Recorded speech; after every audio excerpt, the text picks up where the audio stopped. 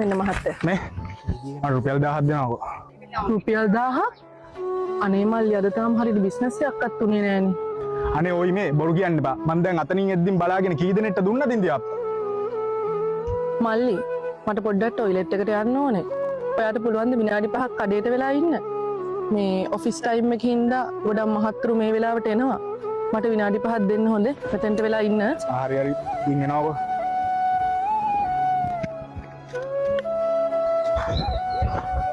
මට ඉන්දියාප්ප මුලක්ද?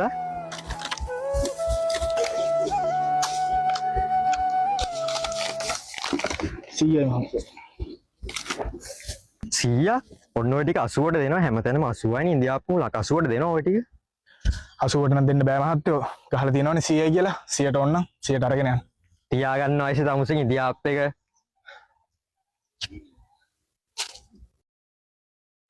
විනාඩි 5කට කියලා ගිහිල්ලා පැය භාගයකටත් වැඩි මොනවද ඔය මේ මල ජරා විකුණන ඉන්දියාප්ප කියලා ගහගෙන බලනවා මේකේ සම්බෝලේ පිලුණු වෙලානේ. තමුසෙන් පින්නට ගත්තේ නැහැ සල්ලි දීලා ගත්තේ. තමුස කාලා බලනවාක මේක අරගෙන කාලා බලනවාක. මේ බලනවාක මේ ජරාව ඊ හදපුවාද මන්ද. තමුසම කාලා බලනවාක. මොනවද ඔය කරන්නේ පිස්සුද?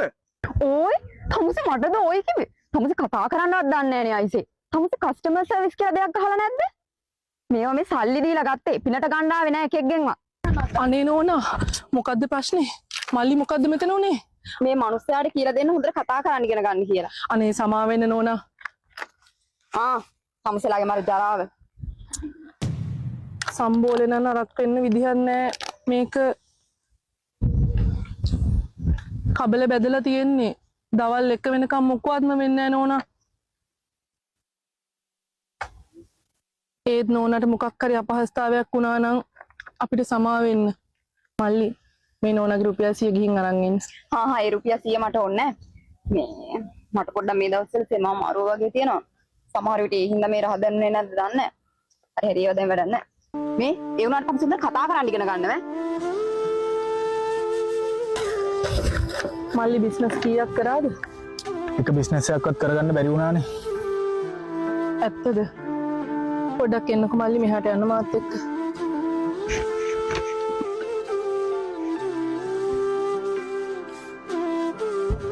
කීයක්ද මල්ලි වට ඕනේ කිව්වේ?